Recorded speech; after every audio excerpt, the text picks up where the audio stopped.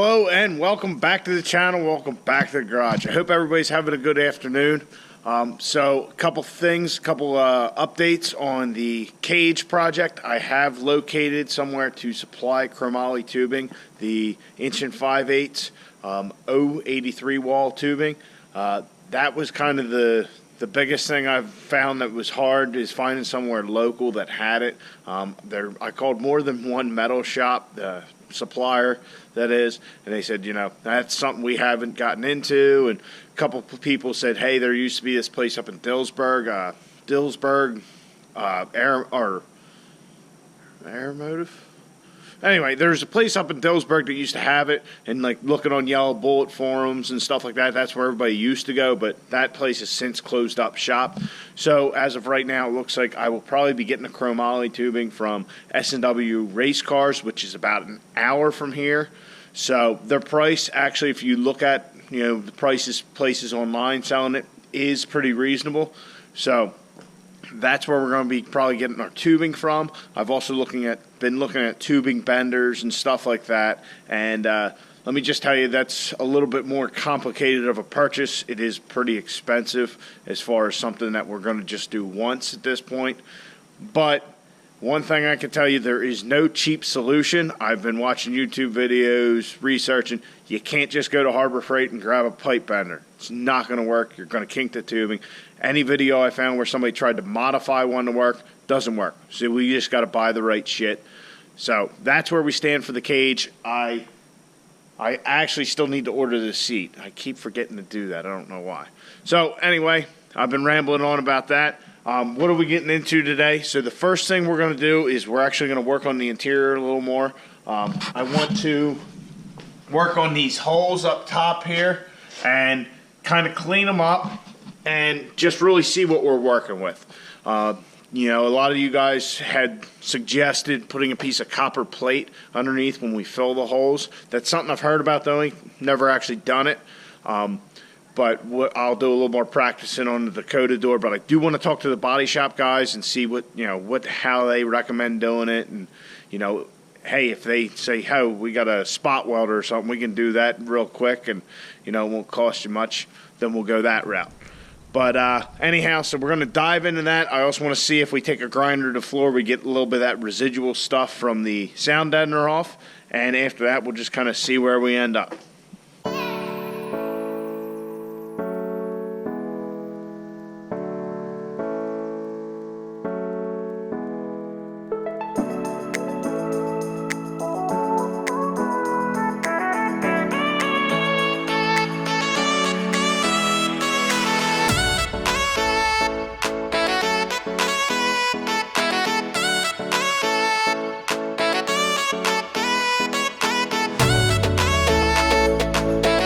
As you guys can see, I got it scraped off.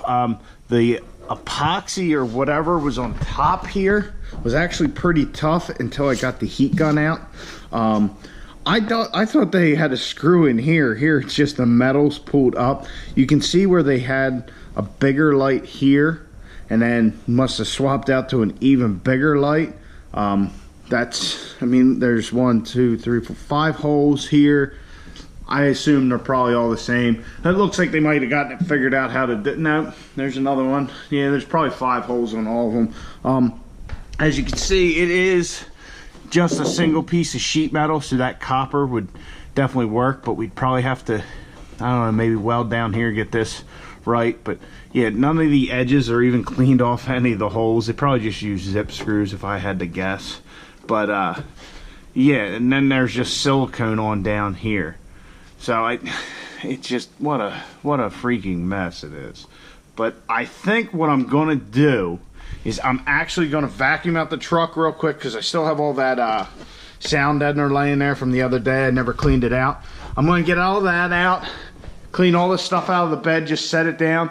We still have time. I think we can run over to the body shop and have them look at it and see what they think about how to take care of this, and whether if I weld them up, if, you know, that's good, or if they have like a special tool or something. I don't know, but I think that's my game plan right now. I'll try and get this thing so we can take it over there and just have them take a look and see what they think.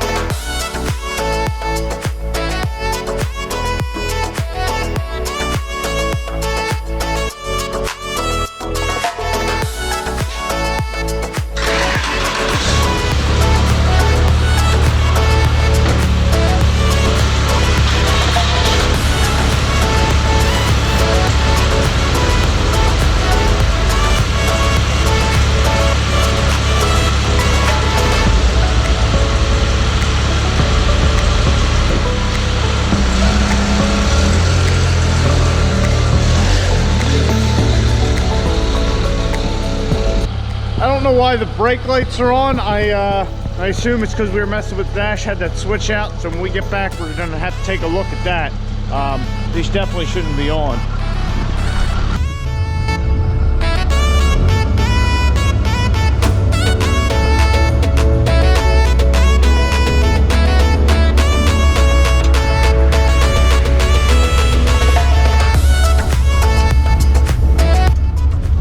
It appears as though the hood stack switch isn't working either, but that's probably something to do with the one we had the dash out. We'll find that out too when we get back.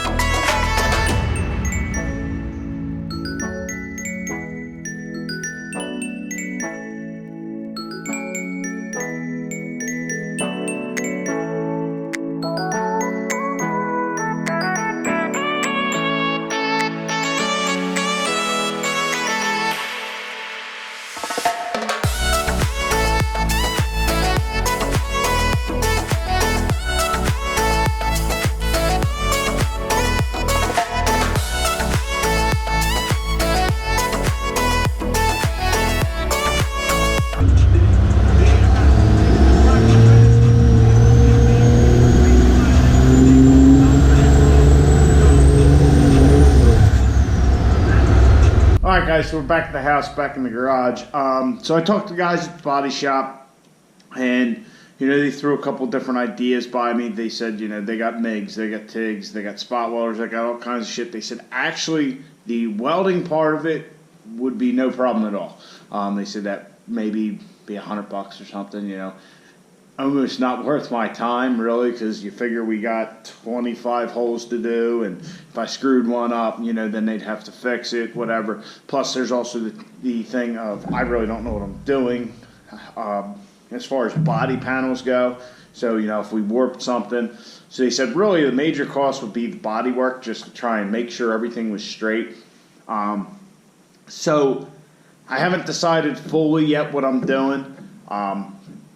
I think what I'm going to have them, I think I'm going to just have them do the whole job. They said they probably 3 to 5 days, but weld everything up, get it smooth, smooth out the roof, repaint the roof, which I'll just repaint, have it repainted white, then the roof's good to go. I mean, it's not a show vehicle, we all know that, but I would just like to get rid of these damn holes. It looks like shit. Eventually they'll leak, or they'll, over here, if you would have saw when we were scraping it off, there's a little rust starting already.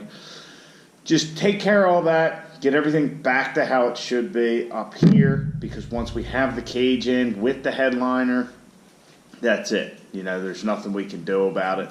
So I think rather than stressing on doing these holes and making sure I don't screw anything up, I'll just give it to them, have them take care of it. And I expressed to them that for this season that I am going to put the headliner and all the interior stuff back in, just to keep it kind of street truck-ish.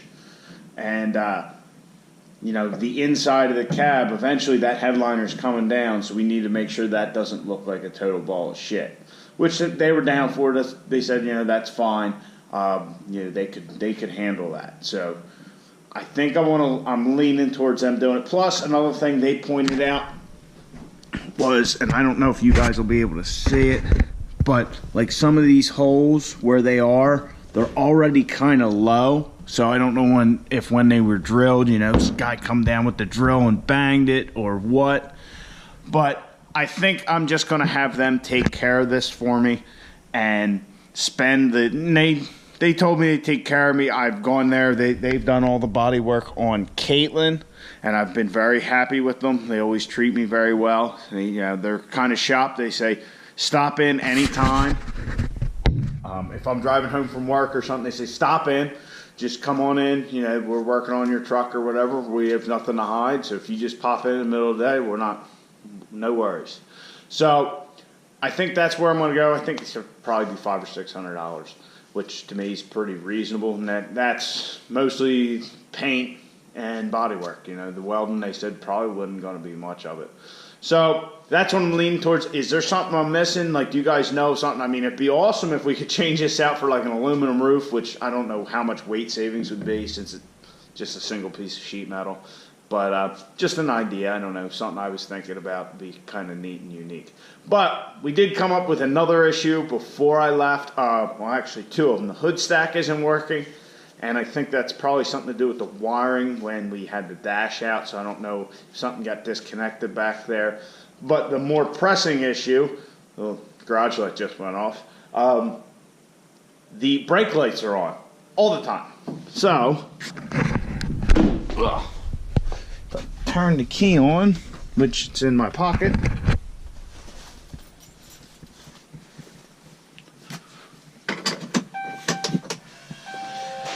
The brake lights are on, and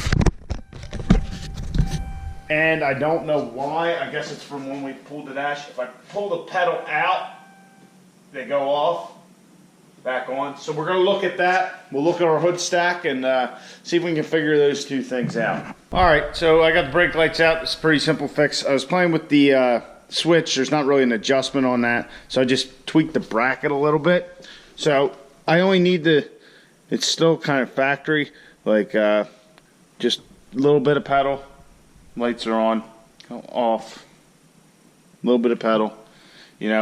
It's to the point where you're just pushing the pedal. You're not even actually applying the brakes. As you can see, I'm just doing it with my pinky, and it's still on. So just tweak the bracket on the pedal itself a little bit. That was a pretty simple fix. Now this, I don't know. As you can see, I put a cigarette lighter USB charger in here. This has a blue LED that's supposed to light up. Let's see if this one does. Which that doesn't either. So I don't know if we forgot a connector when we put the dash back together, but I'll pop this bezel out and our switches and see what I can see. Alright guys, so got the brake thing figured out. The outlets and the selectable hood stack, I have not figured out. The switches working. We have grounds to everything. We just don't have power. I went through the fuse block. Can't find anything that has blown. Looked the wiring. I can't find any connectors not connected, so I'm not really sure what's going on there. And tonight I really just don't feel like messing with that wiring right now, so we're just going to put that on the back burner. So I decided to start tackling our sound deadener, get rid of all the excess like we have back here. So what I did, just wire wheeled it, got all the heavy stuff off, and then I hit it with some brake clean and scraper, or brake clean and a rag. And then I hit it with the scraper when that was dried, and that pretty well got it all off. These spots where we got down to bare metal, I will touch that up. I'm debating on whether, since everything's out, we can cover the dash and stuff easy enough, rather scuff it up and spray bomb everything. I probably won't, honestly. But maybe I'll just spray bomb these areas where we have the sound deadener, just to kind of match, or I don't even know how you'd match that, but we'll at least spray up the areas that are exposed, so that way we don't have to worry about rust and shit like that. So, needless to say, guys, it is a school night. That's going to do it for tonight in the garage. I hope you enjoyed the video. Let me know what you think about the roof in the comments. What do you think I should do? I think I'm going to end up just getting it fixed. But if you know of another way to do it, or another solution, let me know. I don't really want to go the Bondo and fiberglass type route because eventually you will be able to see it in the cab here. Not this coming season, but when this thing gets converted to, hey, it can't drive on the street anymore, then you'll see that all the time. So I don't want to do anything half-assed, I guess you'd say. So, like I said, hope you guys enjoyed the video. Please like, subscribe, comment, and I'll catch you guys on the next one. Get out in your garage, get to working on something.